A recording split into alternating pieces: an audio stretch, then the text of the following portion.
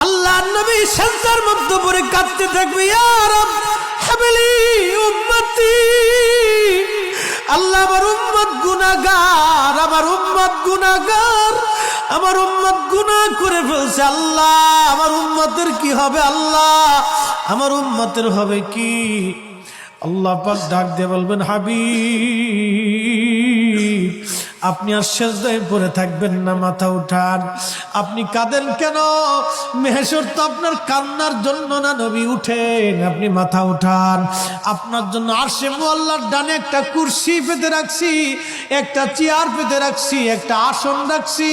আপনি নবী সেই আসনে বসবেন।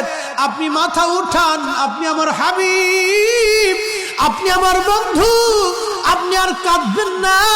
হুজুর আপনি মাথা উঠান। আল্লাহর নবী তখন বলবে, ইয়া রব হাবলি উম্মতি। আল্লাহ আমার উম্মত গুনাহ করছে। আল্লাহ ডাক দিবে, হাবিব আপনি মাথা উঠান। আপনি সর্বপ্রথম হামদের পতাকা উড়াবেন, আপনি সুপারিশের পতাকা উড়াবেন, আপনি যাকে খুশি তাকে নিয়ে জান্নাতে চলে যান। একবার জোরে বলা যাবে কি সুবহানাল্লাহ? নবী আমার ডেকে বললেন, আয়েশা রে, মানুষের জীবনের কঠিন সময় যখন তার মৃত্যুর সময় এসে যায়, কঠিন মৃত্যুর দূত আসে, যখন গুনাহগার ব্যক্তি, যখন নাফরমান ব্যক্তির কাছে মৃত্যুর দূত আজরাইল আলাইহিস সালাম আসে, বিকট চেহারা নিয়ে আসে, দুর্গন্ধময় পোশাকগুলি নিয়ে আসে, দুর্গন্ধময় পোশাকগুলি নিয়ে আসে, বান্দাকে ধরতে আসে। তখন এই আত্মাটা, রুহুটা মাথার দিকে একবার দৌড়ায় যায়, হাতের কোনার দিকে দৌড়ায় আসে, পায়ের তলার দিকে দৌড়ায় যায়, সারা শরীরের ভিতরে ছটফট করতে থাকে। তখন এই মৃত্যুর যন্ত্রণা বাড়তে থাকে, এত কঠিন যন্ত্রণা তার হয়।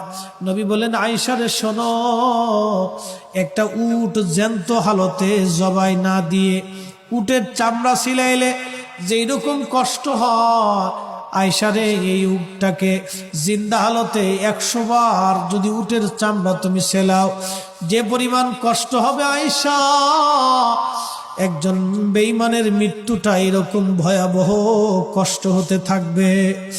আয়েশা রে তুমি কি জানো ইমানদারের মরণটা কেমন হবে? ইমানদারের মরণটা আজরাইল আসবে, সুন্দর পোশাক নিয়ে, সুন্দর সুরত নিয়ে এসে বলবে, ইয়া আইয়্যুতুহান নাফসুল মুতমাইন্না তুরজিই ইলা রাব্বিকি রাদিয়াতাম মারদিয়া ফাদখুলি ফি ইবাদি ওয়াদখুলি জান্নাতি।